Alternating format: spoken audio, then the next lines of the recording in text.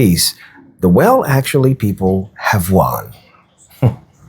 Never thought I'd say that, but yeah, the well actually people on social media seem to have won. They lost many battles, but they've won the war. I was just going through my comments as I do, and I couldn't help but notice a pattern of people who are not participating in the post topic at all. It seems their sole mission is to find some sort of flaw, look for a correction, even though the posts are generally not based on correct versus incorrect, but just differences of opinion, shifts in perspectives, etc. Nah, that's not good enough for them. They want to be correct and prove me wrong. That's their sole mission. It's what we used to refer to as the, well, actually, with someone to slide up in somebody else's comments just to find some nitpicky way to either prove them wrong or expand the topic in a way that didn't have to be confrontational. Yet here they are. And those people used to get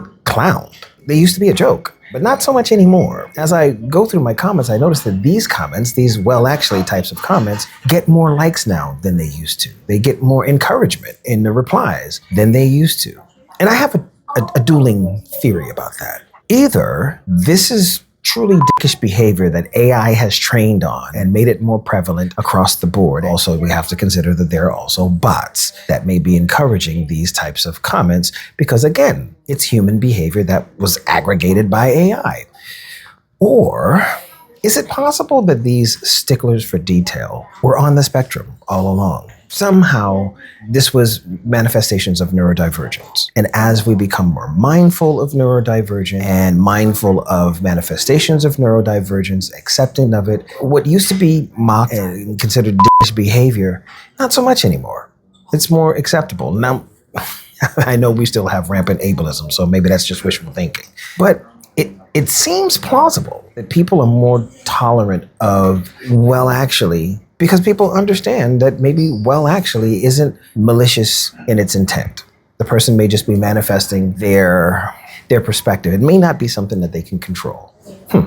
At any rate, in one of my last posts, I said that some of the slang, not slang, what am I talking about slang? That some of the idioms had renditions of themselves that preceded the popular understanding of them. A couple of them had even earlier versions than the ones that I pointed out, and some people were having a time in the comments trying to get my attention to correct me. The point of the post still stands, even with their correction, but here's your acknowledgement. You get a gold star.